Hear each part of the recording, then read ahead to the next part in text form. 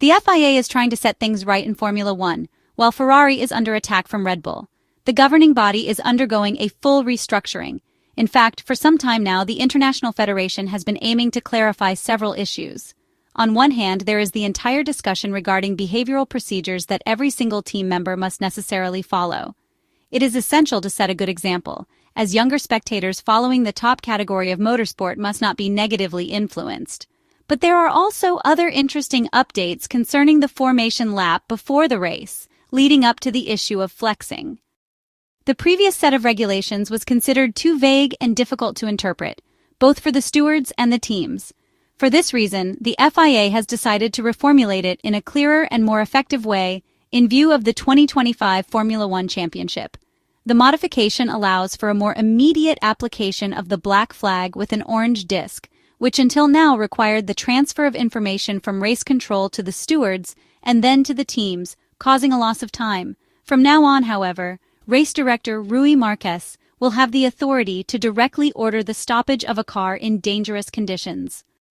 It is unclear whether the communication will be sent directly to the driver or if the race engineer will relay the order. Nonetheless, the regulation states that any car with evident structural damage, posing an immediate safety risk, must stop in a safe location on the track. This change was introduced in response to recent incidents that failed to ensure the proper level of safety. In addition to provisions concerning damaged cars, the FIA has also introduced a change to the start procedures for cars starting from the pit lane. The previous wording allowed cars to skip the formation laps and exit the pits only when the grid was set. This dynamic enabled drivers to exploit regulatory loopholes to gain advantages, such as in the case of a start behind the safety car, where cars could buy time and choose tires, while the rest of the field was already obliged to run full wets. Not to mention the fuel savings in the event of a double installation lap. From what has been understood, the FIA has attempted to close these gray areas to ensure uniformity. The ability to design specifications that provide clear advantages exists in Formula One, and this has always been the case. Teams spend a great deal of time conducting precise studies in order to be able to develop components that can pass the FIA's static tests while exceeding flexibility thresholds on track. The focus is on carbon fiber skins, particularly their composite weave. Another approach, often used in conjunction with this, involves directly modifying the rear wing supports anchored to the car's floor. In this case, different measures are employed. By working on structural rigidity, it is possible to alter the position of the entire element. This occurs during the squat phase when the rear of the car lowers under maximum load at high speeds. As a result, the wing decreases its angle of attack, reducing drag. Then, when the car slows down, the component returns to its original position and passes the FIA's static checks. McLaren, but especially Ferrari, have used this technique to gain significant aerodynamic advantages, a strategy already applied last season. This is Red Bull's theory, and during the pre-season testing session at the Bahrain circuit, the Austrian side raised their concerns with the stewards, strongly pointing fingers. However, the revolt, led by technical director Pierre Watch, did not yield the desired results over the 3 days in Bahrain. For now, the FIA stewards have dismissed Red Bull's complaints. For this reason, the Austrian team, according to information gathered directly on site by the Italian media, has prepared an official accusatory dossier.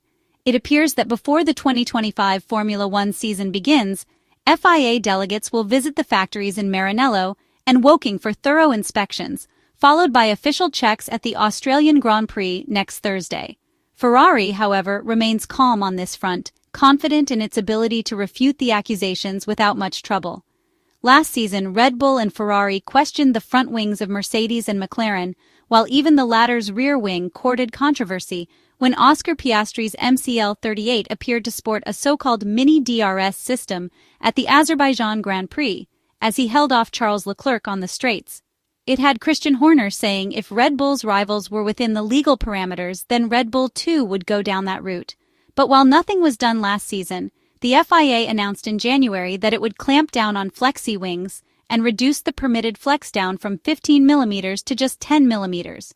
The revised Technical Directive 018 will come into play in Australia for the rear wings, while the front wings only have to adhere to the new tests at Race 9, the Spanish Grand Prix.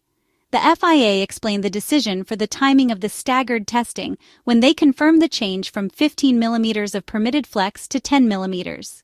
The battle for the next Formula One World Championship has therefore begun even before the season starts, with a more aggressive Red Bull, with the Austrian side ready to file an official complaint with the FIA regarding the rear wing of the Ferrari and McLaren cars as its first formal action following pre-season testing. The FIA will now have to conduct rigorous inspections on the cars of Lewis Hamilton, Charles Leclerc, Oscar Piastri, and Lando Norris, searching for any irregularities related to the rear wings. Ferrari, however, as previously indicated, has stated it is calm about the situation. The Maranello technicians and engineers do not believe any issues will arise as the Italian side firmly rejects all accusations from Red Bull.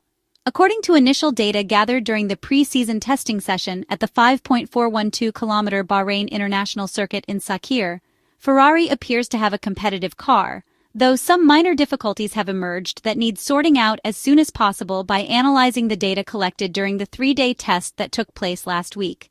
Bahrain was supposed to be the venue where almost guaranteed good weather and a relatable track layout, that has more recently been used to start the season, would allow a pretty clear picture to build of who would sit where at the opening round.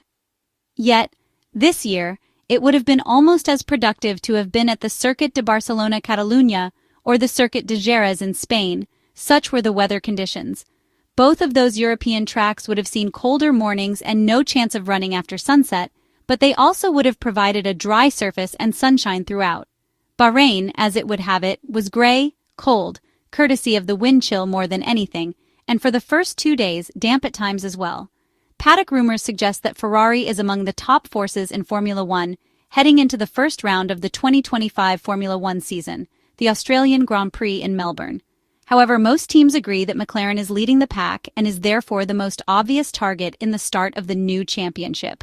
Where there's encouragement for Ferrari is in the wider picture. The team made front suspension changes this year to open up greater development potential, as it felt it had maximized its previous concept, and that could lead to further steps early in the season. It wasn't quite on McLaren's level of car development success over the past 2 years, but it has been strong.